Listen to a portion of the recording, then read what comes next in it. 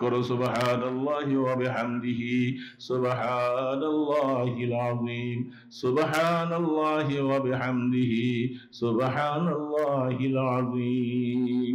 অন্য হাদিসে আসছেন সুবহানাল্লাহি ওয়া বিহামদিহি, শুধু এতটুকু পর্যন্ত। এই আমলটা বলে যে তুমি দেখতেছো খুব ছোট, তিনি হাদিসটা এইভাবে হাদিসের সনদ বয়ান করতেছেন, হাদিসটা দেখতে খুব ছোট মনে হয়, খুব হালকা, কিন্তু এটা কিয়ামতের ময়দানে মিজানের পাল্লায় সবচেয়ে বেশি ভারী হয়ে যাবে, সবচেয়ে বেশি ভারী হবে।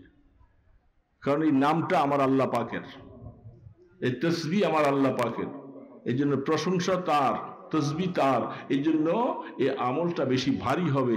কিয়ামতের ময়দানে দেখবেন যে এই যার আমল নামার মধ্যে বেশি বেশি সুবহানাল্লাহ তাসবিহ আমল পাওয়া যাবে, ওই পাল্লাটা ভারী হয়ে যাবে, মিজানের পাল্লা অনেক ওজনই হয়ে যাবে। সেই কথাটা আল্লাহ রাসূল বলে দিয়েছেন। এই জন্য শেষ হায়াতের জীবনে তিনি বলতেছেন, আমি বুখারীও এই কথা বলতেছি, আমি আমার নিজেকে বলতেছি, এরে বুখারী, এই এত বড় হাদিস লিখছো, এত কিতাব লিখছো, এগুলা দিয়ে নাজাতের আশা নাই। আশা হলো জীবনের শেষ অবস্থায় বেশি বেশি করে তাসবিহ পড়ো, বেশি বেশি করে আল্লাহ পাকের জিকির করো, বেশি বেশি করে আল্লাহর তাসবিহ পাঠ করো, তাহলেই মিজানের পাল্লাকে ভারী করতে পারবা। এই জন্য দোস্তরা, বন্ধুরা, কথা আর বলবো না, শেষ। রিক্সায় যাবেন, বাজারে যান, বিভিন্ন কাজ করতেছেন, জবানটা যখন খালি আছে, জবানটাকে খালি না রাখা এটা দিয়ে কিছু এই আমল করি, পারি না?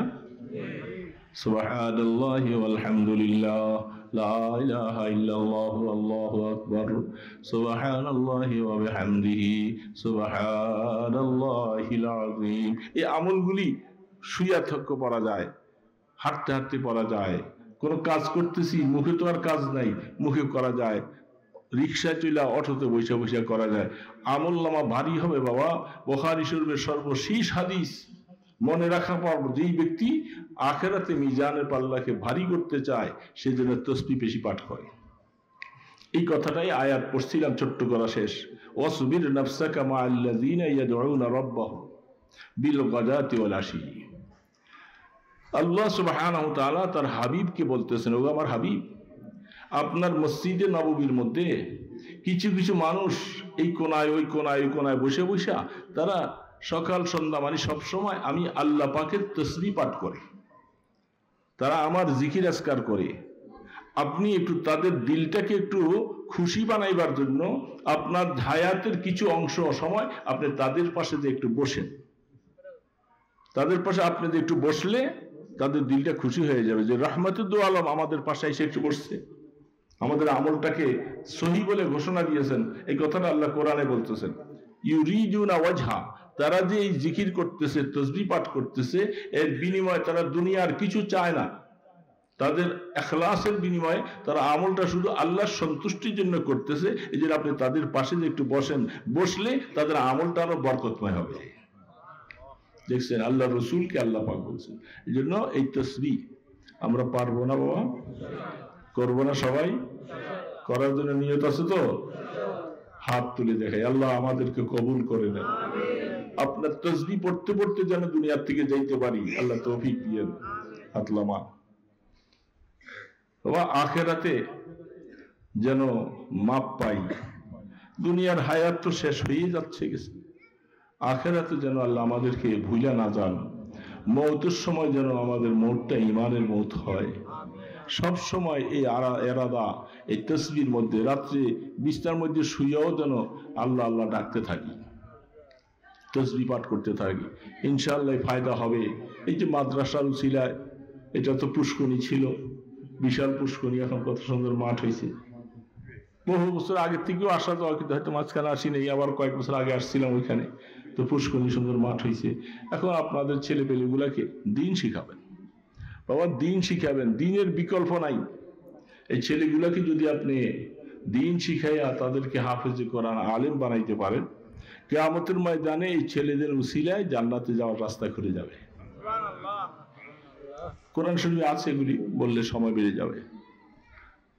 আপনি ভালো আমল করলে আপনার সন্তানেরও উপকার হবে, আপনার সন্তান ভালো আমল করলে আপনারও উপকার হবে। এই জন্য তাদেরকে দিন শিখাবো না ইনশাআল্লাহ। ছেলে মেয়ে নাতিপুতি যাদের যাদের আছে তাদেরকে একটু দিন শিখাবো, যত পারি দিনের কাজ। কোরআন শরীফ শিখাবো, কোরআন শরীফ পড়বে। আপনি কোরআন শরীফ পড়তে জানেন না, কিন্তু আপনার নাতিটাকে আপনি কোরআন শিখান, দেখবেন যে ইনশাআল্লাহ সে সূরা ইয়াসিন পড়বে, আপনি বসে বসে শুনবেন, অনেক সওয়াব হবে। কোরআন শরীফ নিজে পড়তে না পারলেও পড়েন না ওর থেকে বসে বসে শুনলে সমান সওয়াব হয়। এই জন্য তাদেরকে আলেম বানাবেন, হাফেজে কোরআন বানাবেন, ইনশাআল্লাহ অনেক ফায়দা হবে। আল্লাহ সুবহানাহু ওয়া তাআলা এই টুটাফাটা কয়েকটা কথা বলছি, আল্লাহ যেন আমাদের সবাইকে আমল করার তৌফিক দান। নিয়ামতানে মাগমুন ফিহি কাসীরুন মিনান নাস, আস-সিহহাতু ওয়াল ফারাগা। দুইটা নিয়ামত সম্পর্কে মানুষ উদাসীন, মানুষ গাফেল। একটা হলো সুস্থতা, দ্বিতীয়টা হলো মানুষের অবসরতা, সময় থাকা। ইবাদতের জন্য সময় পাইতে হবে। আপনার ডান পাশে, আশপাশে, চতুর্পাশে আপনাকে এমন ব্যস্ততার মধ্যে আটকাইয়া যদি দেয়, আপনি মনে চাইলেও ইবাদত করতে পারবেন না। এই জন্য সুযোগ পাওয়া, ইবাদতের জন্য সুযোগ দেওয়া, এটা আল্লাহ পাকের এক বিশেষ নেয়ামত। দুই নম্বরে যেটা বলছিলাম, সুস্থতা। সুস্থতা না থাকলে ইবাদতও করা যায় না। অসুস্থ, বিছনায় পড়ে আছে, কষ্ট, পেরেশান, এই অবস্থায় আল্লাহ পাকের নাম নিবে যে, সেটাও তৌফিক হয় না। কি বলেন, ঠিক না ব্যাঠি? এই জন্য আল্লাহ পাকের নাম নিতে হলে, ইবাদত করতে হলে সুস্থতা একান্ত অপরিহার্য। এই জন্য সুস্থতা যখন থাকে এটাকে কাজে লাগাইতে হবে। অসুস্থতাও আসবে জীবনে, আসবে না যে এমন নয়। আর অসুস্থতা মুমিনের জীবনেই আসবে। কি বলেন, মুমিনের জীবনে কি আসবে? অসুস্থতা। এটা বোঝা লাগবে যে মুমিনের জীবনে আমরা ভালো কাজ করি, নেক কাজ করি, ইবাদত বন্দি করি, আবার আমাদের জীবনে অসুস্থতা কেন আসবে? অসুস্থতা না আসলে ঈমানটা আল্লাহর কাছে কবুল হয়েছে কিনা সন্দেহ আছে। বুঝতেছেন কথাটা? খুব অল্প কথা, খেয়াল করে শুনুন। অসুস্থতা মুমিনের জন্য এটা একটা নেয়ামত। কাফির মুশরিকের অসুস্থতা আসলে তাদের ফায়দা নেই। ফেরাউনের কোনো অসুস্থতা ছিল না। দীর্ঘ 300-400 বছর পর্যন্ত কোনোদিন হাসিও আসে নাই। সে দুনিয়ার খোদা দাবি করছে, তাকে আল্লাহ অসুস্থতা দেয় নাই। অসুস্থতা মোমেনকে আল্লাহ পাক দিবেন। মোমেনরা এটাকে পাওয়ার পরে শুকর আদায় করবে, আলহামদুলিল্লাহ বলবে যে আল্লাহ তুমি এই অবস্থায় রাখছো, তোমার শুকর আদায় করতেছি, আলহামদুলিল্লাহ। তাহলে অসুস্থতা হলে কি আল্লাহর উপরে রাগ হয়ে যাবেন? বলেন না বাবা, যে রাগ হবেন? অসুস্থতা হলে কি বলবো? এই একটা শব্দ আপনি যদি বলতে পারেন অসুস্থতার সময়, আল্লাহ পাক গুনাহগুলি মাফ করে দিবেন। আল্লাহ তো বান্দাকে গুনাহ মাফ করাইয়া দুনিয়ার থেকে নিতে চান। আমাদের গুনাহ আছে না নাই? সবার আছে, কিছু কম ও বেশি, কারো বেশি কারো কম, কিন্তু গুনাহ ছাড়া মনে হয় এখানে একজনও নাই। আল্লাহ রাব্বুল আলামিন বলেন, আমি তোমার জন্য একটা জায়গা নির্ধারণ করে রাখছি, জান্নাতে একটা জায়গা, প্রত্যেকটা মানুষের জন্য জাহান্নামে আরেকটা জায়গা। দুই জায়গার মধ্যে দুইটা জায়গা নির্ধারণ করা।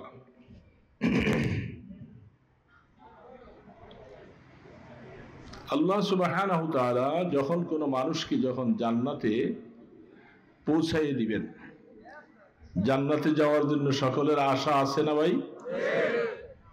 অন্তর থেকে বলতেছি তো, জান্নাতে যাওয়ার জন্য সকলের আশা 16 আনায় 16 আনা। যদি আল্লাহ পাক কাহাকেও মাফ করে মেহেরবানি করে যখন তাকে জান্নাতে নিবে, নেওয়ার সময় জাহান্নামের ওই জায়গাটা তাকে দেখাবে, এই বান্দা দেখ, তুই যদি ঈমান না আনতি, আমার হুকুম মতো যদি তুই না চলতি, তাহলে তোর নামে জাহান্নাম অবধারিত হতো, ওই জায়গাটা তোমার জন্য বরাদ্দ ছিল, ওইটা একটু দেখে নাও।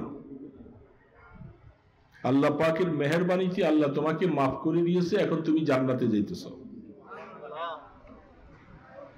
ঠিক জাহান্নামী কি এরকম, যখন জাহান্নামে নিয়ে যাওয়া হবে, জান্নাতের ওই জায়গাটা তাকে দেখাবে। দেখো কপাল পোড়া, জান্নাত জাহান্নাম বিশ্বাস করো নাই, আমার আল্লাহ পাকের কথা কারো বিশ্বাস আসে নাই,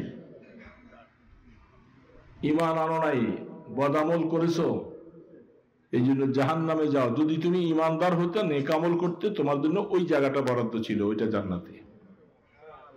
তখন সে আফসুস করে কলিজা ফাটিয়ে ফেলবে।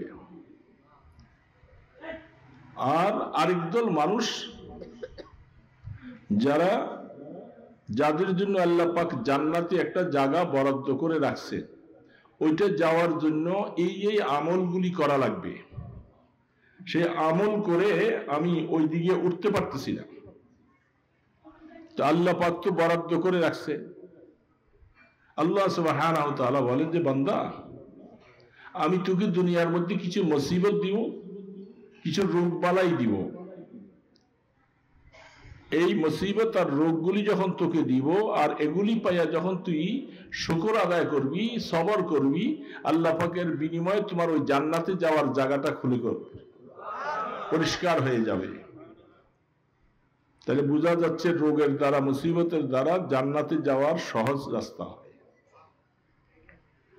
বাবা, এখন তো আমি মুখে মুখে বলতেছি, আপনারাও শুনতেছেন জান্নাতের কথা, জাহান্নামের কথা। এই যে কি ভয়াবহ জায়গা জাহান্নাম, কোরআন শরীফ খুললে, হাদিস শরীফ খুললে আকল হয়রান হয়ে যায়। দুনিয়াতে কত বন্ধু বান্ধব, আত্মীয় স্বজন, খাওয়া দাওয়ার জন্য কত কিছু সব ব্যবস্থাপনা আছে, তারপরেও এগুলি সব রেখে এতিমের মতো কবরে চলে যাওয়া লাগবে। লাগবে কি লাগবে না? ছেলে বাবাকে রেখে আসবে। এই যে এবছর বন্যায় ফেজের মধ্যে যা দেখলাম, কিভাবে পানিতে ভেসে যাচ্ছে, বাবা শেষ, বাবাকে দাফন করার মতো কোনো জায়গা নাই, কাপড় দিয়ে পেঁচাইয়া কলা গাছ কাইটা কলার বেড়ার মধ্যে উঠাইয়া দিছে, বাস পানিতে ভাসাই দিছে। দেখছেন না এই পরিস্থিতি হয়েছে? তো ছেলে এখন দেখে যে নিজেই বাঁচতে পারতেছে না, বাবাকে কি করবে আর? এটার নামই মৃত্যু, আর এটার নামে মানুষের কবর। বাবা, এই কথাটা যাদের দিলের মধ্যে সব সময় থাকে যে আমার সামনে কিন্তু কবর আছে, আমার সামনে মৃত্যু আছে, কবর আছে, এই কথাটা মনে না থাকলেই তো সে পাগল, সে উন্মাদ, সে আল্লাহ পাকের গোলাম হওয়ার পরেও গোলামির হক আদায় করে নাই। এই জন্য কবরের কথা আর মৃত্যুর কথা হাদিসের মধ্যে আল্লাহ রসুল বারবার বলছেন, উযকুরু যিকরা হাযিমিল লাজ্জাতিল মাউত।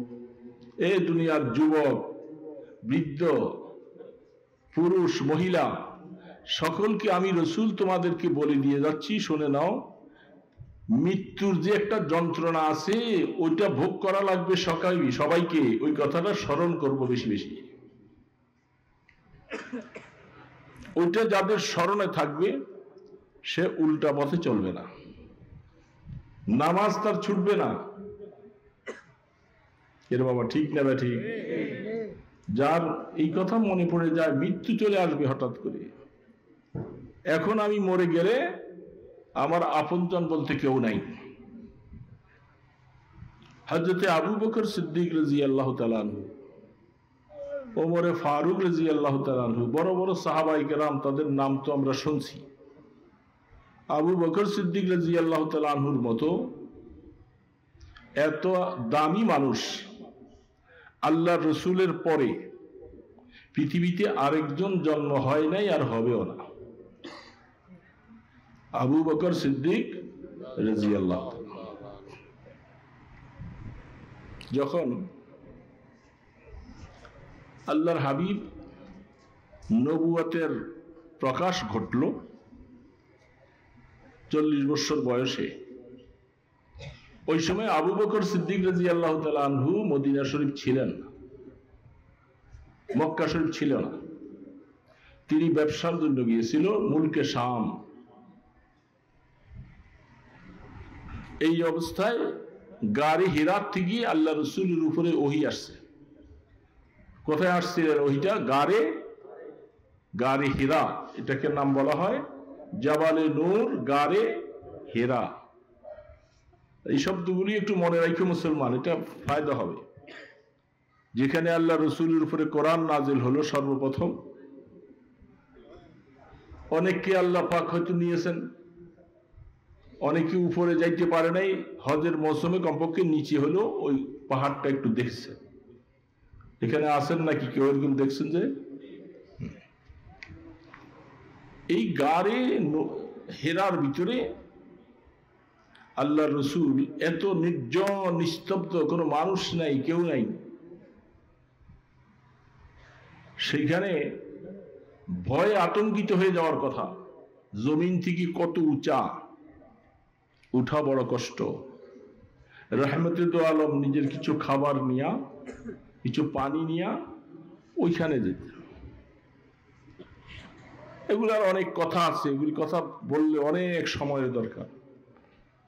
মক্কা শরীফ সামনে কাছে, আরো কত জায়গা আছে, সেখানে না যাইয়া এত উপরে, প্রায় 3 কিলোমিটার প্রায় উপরে হবে, এত উঁচা ওই জায়গাটার মধ্যে।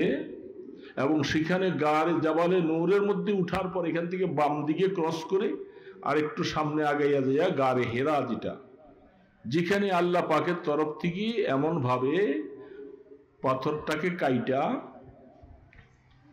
আমাদের দেশে মসজিদের মেহরাব বানায় যেরকম করে, মেহরাব দেখছেন না? মেহরাব কোনটাকে বলে? ইমাম সাহেব যেখানে দাঁড়াইয়া নামাজ পড়ে, এটাকে মেহরাব বলে। এরকম ওইরকম মেহরাবের মতো কাঠা পরিষ্কার করা, যেন 2 জন মানুষ সেখানে দাঁড়াইতে পারে।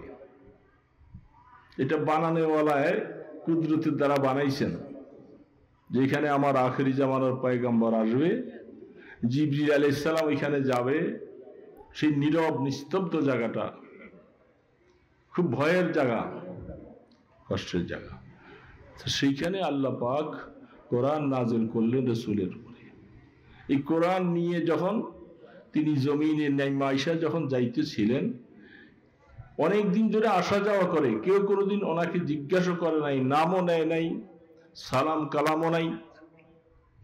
আর যে মাত্র প্রথম ওহী নিয়া নামলেন, ওই দিন থেকে তার নবুয়তটা প্রকাশ হলো।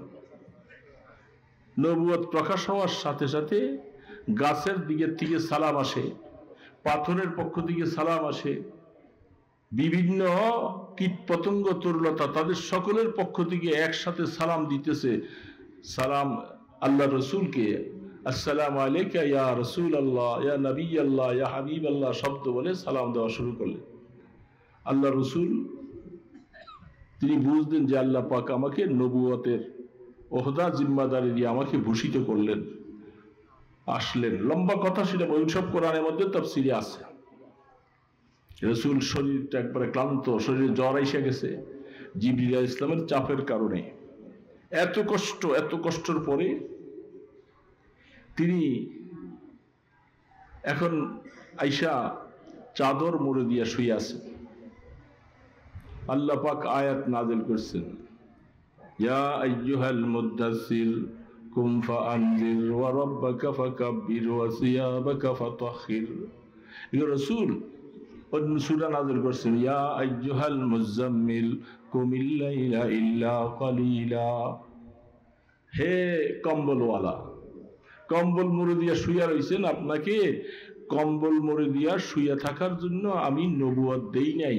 আপনি উঠেন, উঠা মানুষকে জাহান্নামের ভয় দেখান, জাহান্নামের কথা বলে বলে আপনার দিকে ঈমান আনার জন্য কলেমার দাওয়াত আপনি দিতে থাকেন। রাসূল একটু আরাম করে শুইব, সেই সুযোগটাও আল্লাহ দেন নাই। মানুষকে কিসের কথা বলতে হবে? জাহান্নামের ভয় দেখান, জান্নাতের কথা শুনাইয়া মানুষকে। এই জাহান্নামের কথাটা বলতে যাই আমি কথাটা বলছি। ভয়াবহ অবস্থা, কঠিনতম একটা জায়গা, কঠিনতম হালাত। এগুলির বর্ণনা করলে তো মানুষ ঠিক থাকতে পারে না। জাহান্নাম কি জিনিস আল্লাহ রসুল নিজে স্বচক্ষে দেখছেন, জান্নাতও দেখছেন, জাহান্নামও দেখছেন।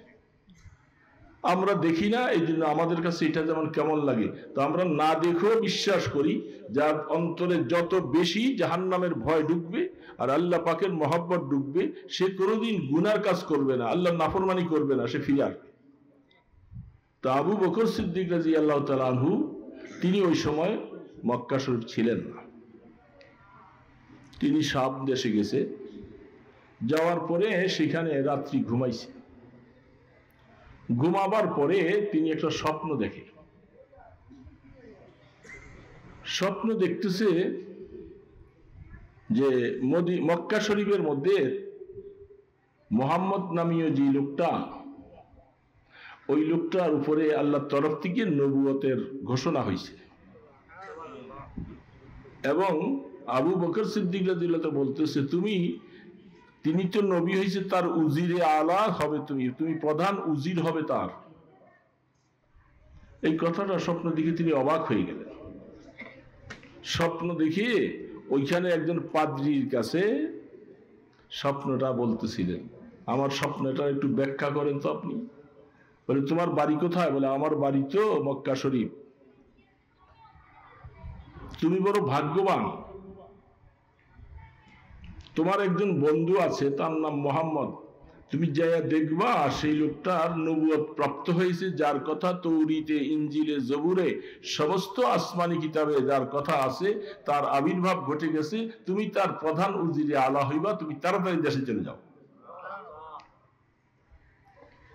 আবু বকর সিদ্দিক রাদিয়াল্লাহু তাআলা আনহুর স্বপ্ন শুনে সফরকে সংক্ষিপ্ত করে তাড়াতাড়ি মক্কার দিকে ছুটছে। মক্কায় ঢুকার পরেই বড় বড় কাফের মুশরিকরা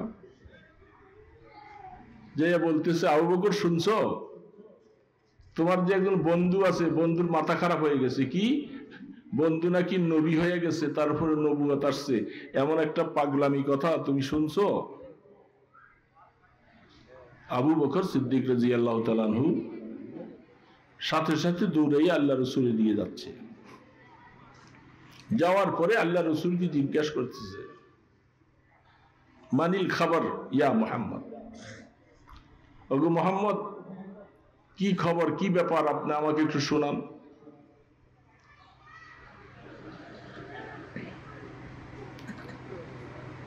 রাসূল করিম সাল্লাল্লাহু আলাইহি সাল্লাম বলেন, বৈশা রয়েছেন, সাল্লাল্লাহু আলাইহি সাল্লাম বললেই তো সওয়াব, ঠিক না?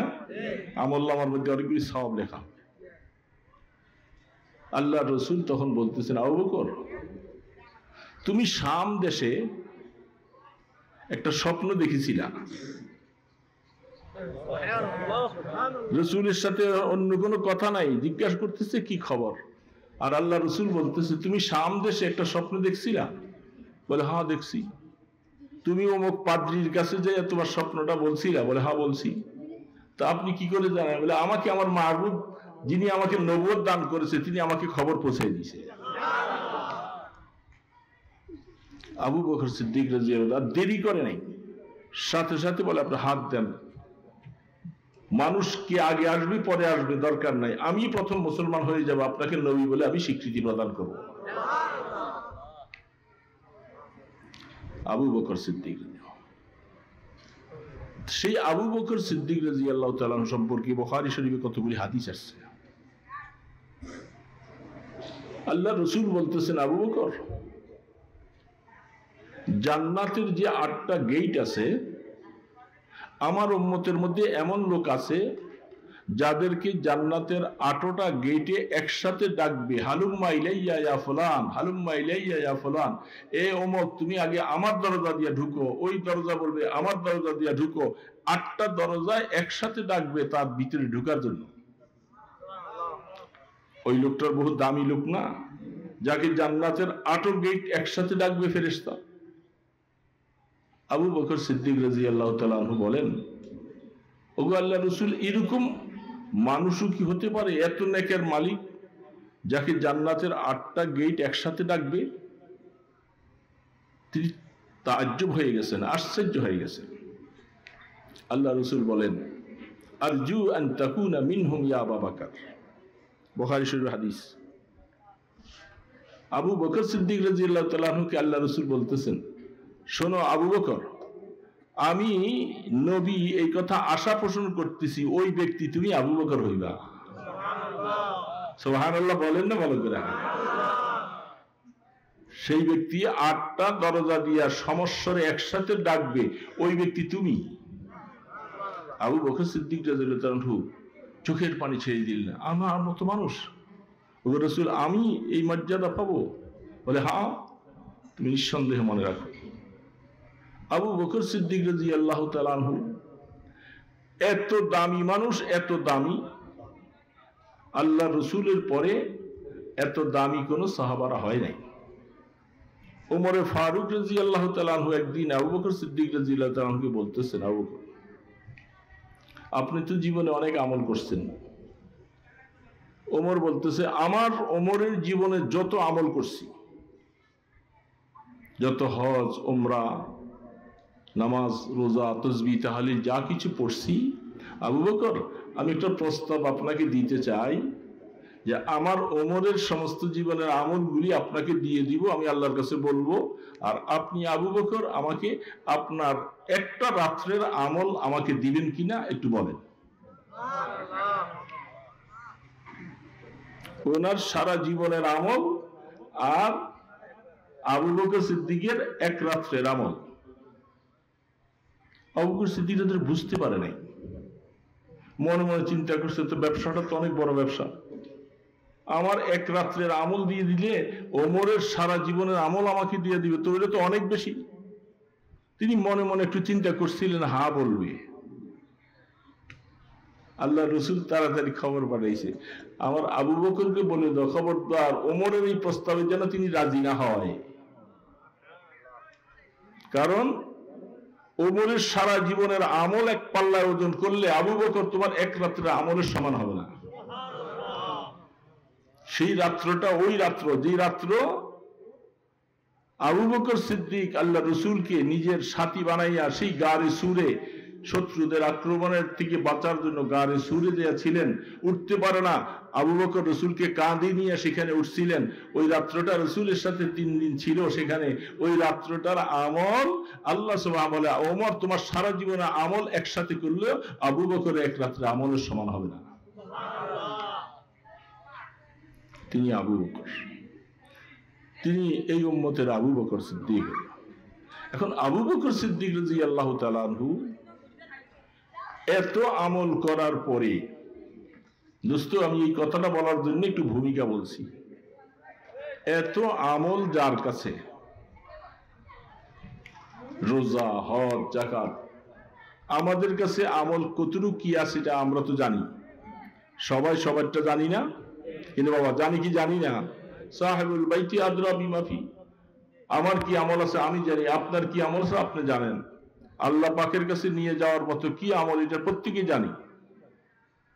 আবু বকর সিদ্দিক এত আমল থাকার পরে তিনি আল্লাহ পাকের কাছে বিনে বিনে কান্দে যে, আল্লাহ আমাকে তুমি আবু বকর মানুষ না বানাইয়া আমাকে যদি একটা জানোয়ার বানাইতা, এই জানোয়ারটা কিয়ামতের ময়দানে হিসাব নিকাশ হতো না, দুনিয়ার মানুষের কিছু উপকার করে সে শেষ হয়ে যেত। আর আমাকে তুমি মানুষ বানাইছো, আমি কাঠঘরে কিয়ামতের ময়দানে তোমার কাঠঘরায় বিচারের আসনে দাঁড়াইতে হবে, সেইখানে আমি কি আমল করছি না করছি এটা তোমাকে দেখাইতে হবে। আমি আবু বকর তো তেমন কিছু করতে পারি নাই যে তোমাকে দেখাবার মতো। তখন তিনি চোখের পানি ছেড়ে কাঁদতেছে। কাইফা হালি ইয়া ইলাহি লাইসা লি খায়রুল আমাল সু আমালি কাসীরুন জাদু তাআতি কলিল।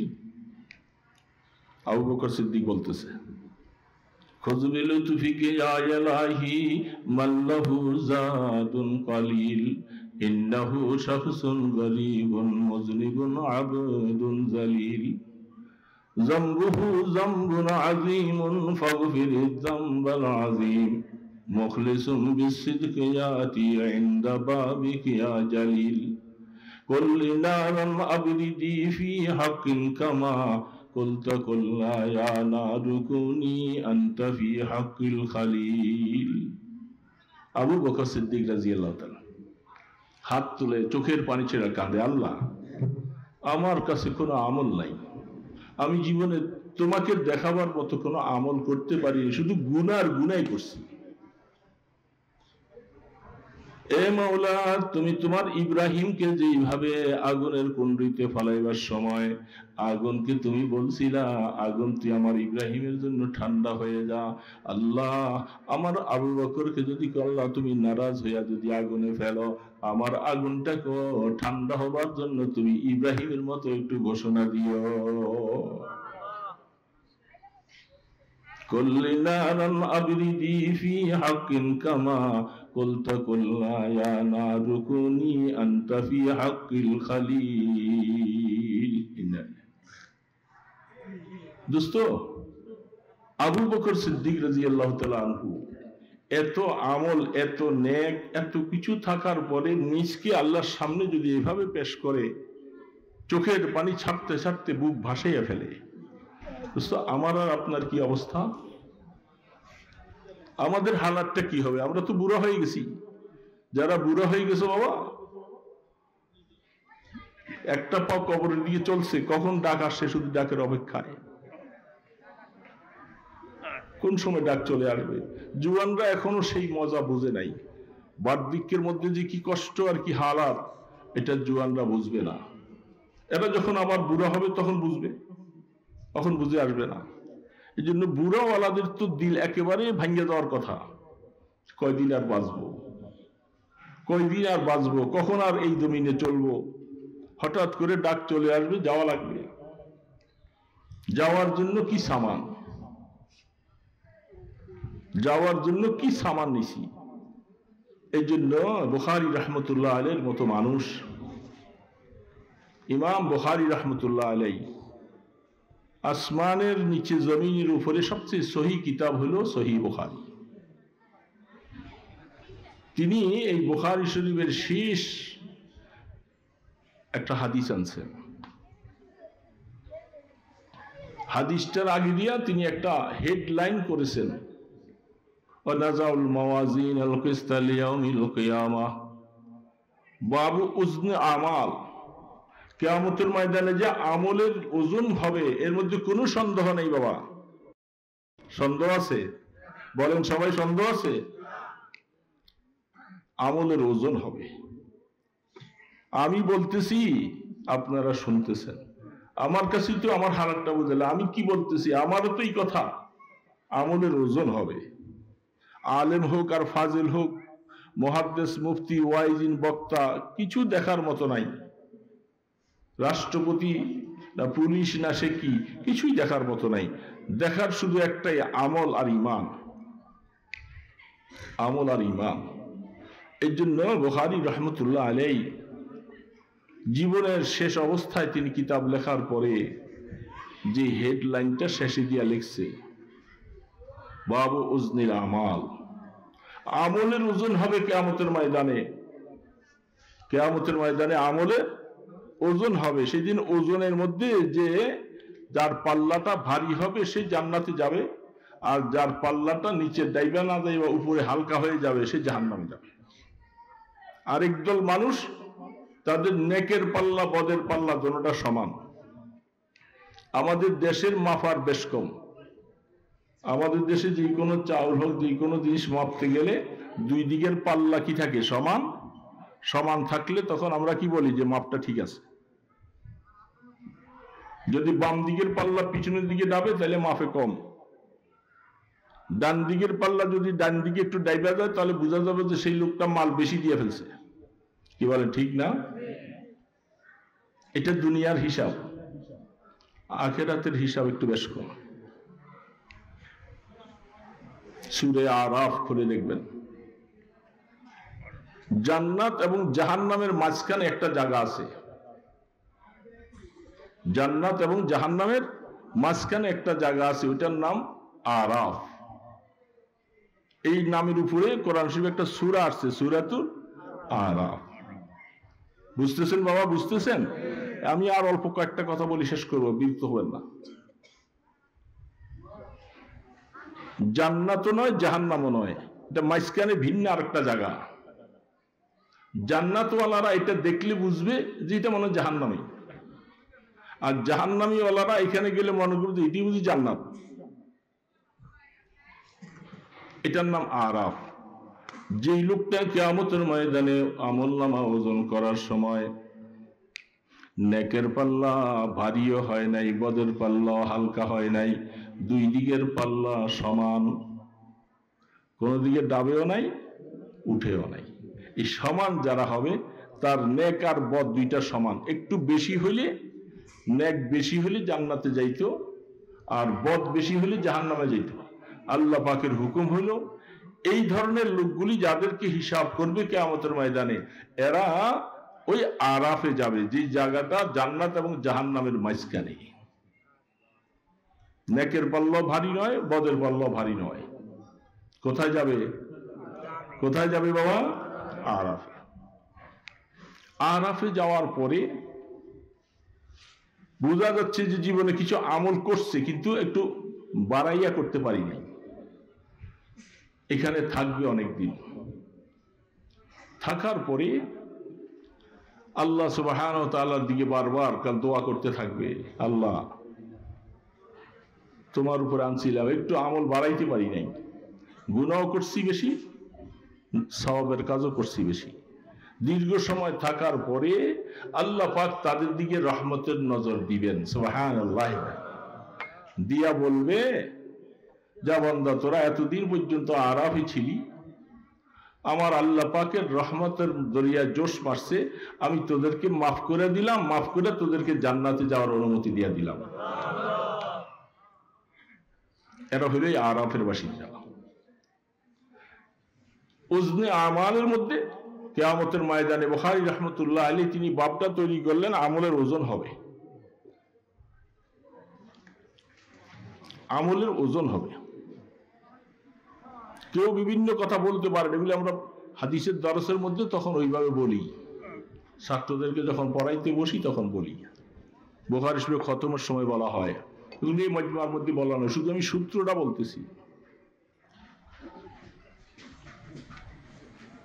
এই যে মাপ হবে কিয়ামতের ময়দানে, দুনিয়ার মধ্যে সওয়াব দেখা যায়, গুনাহ দেখা যায়। বাবা বলেন আওয়াজ দিয়ে একটু, গুনাহও দেখা যায় না, সওয়াবও। তাহলে এখন যেটা দেখা যায় না ওইটা মাপবে কেমনে? মাপতে পারবেন কি পারবেন না আল্লাহ পাক? এই ক্ষমতা আল্লাহ পাকের আছে না নাই? হাদিস শরীফে আসছেন, এগুলাকে আরাজ করা হবে। আরাজ মানে অস্তিত্ব এসে যাবে। সেদিকে এই যে ওয়াজ শুনতেছি, ওয়াজ করতেছি, সুবহানাল্লাহ বলতেছি, এগুলাকে একটা অস্তিত্বের মধ্যে নিয়ে আসবে। এগুলি যেমন দেখা যায় এরকম অস্তিত্ব আসবে, এই অস্তিত্বটাকে ওজন করা হবে। তখন সওয়াবের ওজন হবে, গুনার ওজন হবে। তো বুখারী রাহমাতুল্লাহ আলাইহি শেষ হাদিসটা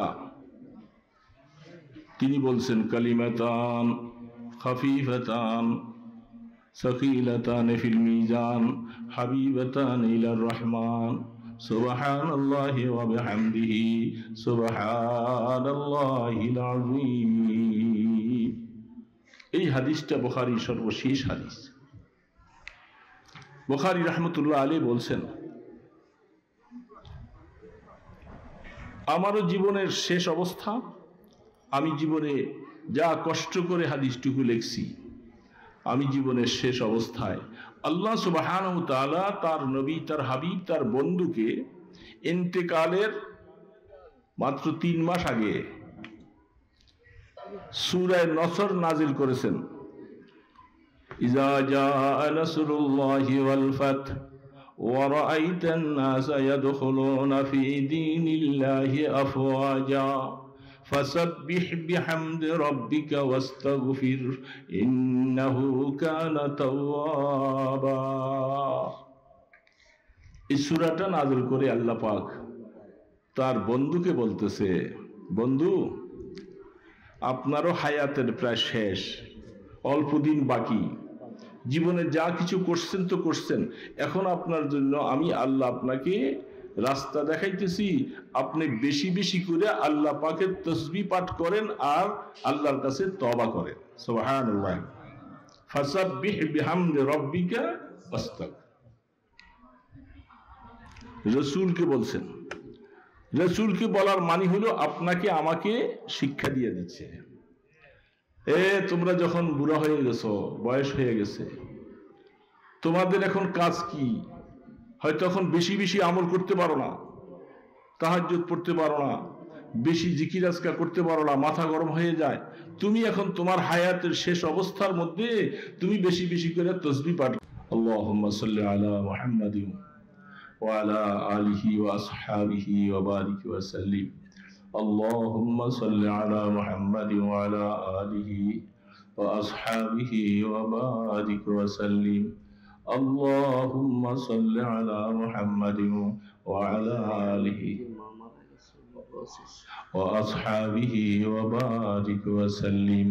أستغفر الله الذي لا إله إلا هو الحي القيوم وأتوب إليه.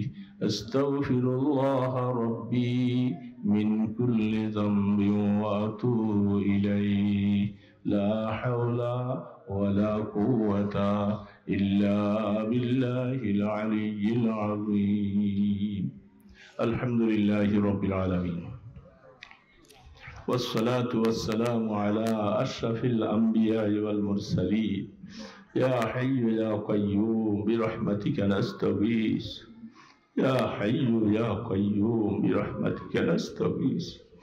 يا حي يا قيوم برحمتك نستغيث. أصلح لنا شأننا كله ولا تكلنا إلى أنفسنا طرفة عين. আল্লাহ, রাত্র গভীর হয়ে গেছে মাওলা। আল্লাহ, জওয়ানরা বসে আছে, ছোট ছোট বাচ্চারা বসে আছে, বুড়া বুড়া মুরব্বীরা বসে আছে, তালিবুল ইলমরা হাত তুলেছে, ওলামায়ে কেরাম হাত তুলেছে। আল্লাহ, আমরা সকলে কাঙ্গাল, এতিম, মিসকিন মাওলা। তুমি রাজাদিরা, তুমি রহমানুর রহিম, তোমার নাম গফফার ও সত্তার। আমাদেরকে দুনিয়ায় পাঠাইছিলা তোমার গোলামি করার জন্য। আল্লাহ, মন ভরে কিছুই করতে পারি নাই মাওলা, হায়াতটা শেষ করে দিলাম মাওলা। এখন তো কবরের চিন্তা ঢুকে গেছে মাওলা, কখন যেন তুমি ডাক দিবা। আল্লাহ, তোমাকে দেখাবার মতো কোনো আমল নাই মাওলা। আল্লাহ, আমাদের দিকে তুমি একটু মায়ার নজরে তাকাও, আমাদের ভুল ত্রুটিগুলি মাফ করে দাও আল্লাহ। আল্লাহ, আমাদের গুনাহগুলি মাফ করে দাও আল্লাহ। আল্লাহ, মওতের বিছানায় যখন শুয়ে যাব, আল্লাহ, মুখের মধ্যে পানি দিবে, গিলবার ক্ষমতা থাকবে না, পানিগুলি বেয়ে বেয়ে পড়ে যাবে আল্লাহ। আল্লাহ, ওই সময় তোমার নামটা নেবার মতো তৌফিক দিও আল্লাহ। এই মায়া, দুনিয়ার মায়া কিছুই আমাদের আপন কাজে আসবে না আল্লাহ। ছেলে মেয়ে, বিবি বাচ্চা সবাই চেষ্টা করবে, রাখতে কেউ পারবে না মাওলা। আল্লাহ, এতিমের মতো কবরে শোয়াই দিয়ে আসবে আল্লাহ। আল্লাহ, আমাদের কবরকে রহমতের কবর বানাই দিও আল্লাহ। কবরটাকে জাহান্নামের গর্ত বানাইয়েন না মাওলা। এ মাওলা, কবরে নিয়ে আমাদেরকে আগুন দিয়ে পুড়িয়েন না মাওলা। হে মাওলা, আপনি পুড়লে, আপনি কষ্ট দিলে আমরা চিৎকার করে কলিজা ফেটে যাবে, আমাদের কথা কেউ শুনবে না মাওলা। মাওলা, কত মানুষ কবরে চলে গেছে মাওলা, আমরা যারা বেঁচে আছি তাদের উত্তরসূরি হিসাবে আল্লাহ, আল্লাহ, আমাদের মা বাবাকে মাফ করে দাও, আমাদের দাদা দাদি তাদের সবাইকে মাফ করে দাও, আমাদের মুরব্বীরা যারা চলে গেছেন সবাইকে মাফ করে দাও আল্লাহ। আমরা তাদের সাথী হয়ে যাব আল্লাহ। কিয়ামতের ময়দানে নেককারদের সাথে আমাদের হাসর নসিব করে দিও আল্লাহ। ইয়া আল্লাহ এই মাদ্রাসাকে কবুল করে নাও আল্লাহ, মাদ্রাসার এই জায়গাকে কবুল করো আল্লাহ, সহি তালিমের ব্যবস্থা করে দাও। যারা মাদ্রাসার মহব্বত করতেছে, মাদ্রাসার জন্য খাটতেছে, সবাইকে তুমি কবুল করে নাও। এই উসিলা কিয়ামতের ময়দানে নাজাতের ব্যবস্থা করে দিও আল্লাহ। আজকে প্রধান অতিথি ছিল, তার মা অসুস্থ, দোয়া চেয়েছে শিব, হ্যাঁ তার মা মারা গেছে আল্লাহ, তার কবরের মধ্যে আল্লাহ আপনি দয়া করে আযাব বন্ধ করে দিয়েন আল্লাহ, কবরকে রহমতের কবর বানাইয়ে দিয়েন আল্লাহ। আল্লাহ কবরের নাম শুনলেই তো কলিজা থরথর করে কাঁপে আল্লাহ। এমন অন্ধকার ঘরের মধ্যে যাওয়া লাগবে, সেখানে বাতি নাই, পাংখা নাই, বিছনা নাই, কিছু নাই, কেমনে থাকবো এই অন্ধকার কবরে মাওলা। আল্লাহ আল্লাহ তুমি আমাদের কবরকে বেহেশতের বাগান বানাইয়ে দিও আল্লাহ। তালিবুল ইলম মুরব্বিরা সবাই হাত তুলেছে আল্লাহ, যার হাত তোমার কাছে ভালো লাগে সেই হাতের উসিলে আমাদের সবার দোয়াগুলি কবুল করো ইয়া আল্লাহ। আপনার হাবিবের দরবারে লক্ষ কোটি দুরুদ ও সালামের হাদিয়া পৌঁছে দেন। আপনার হাবিবের তোফাইলে আমাদের দরখাস্তগুলি কবুল করে নেন। সাল্লাল্লাহু তাআলা আলা খায়রি খালকিহি মুহাম্মাদ ওয়া আলা আলিহি ওয়া আসহাবিহি আজমাইন বিরহমাতিকা ইয়া আরহামার রাহিম।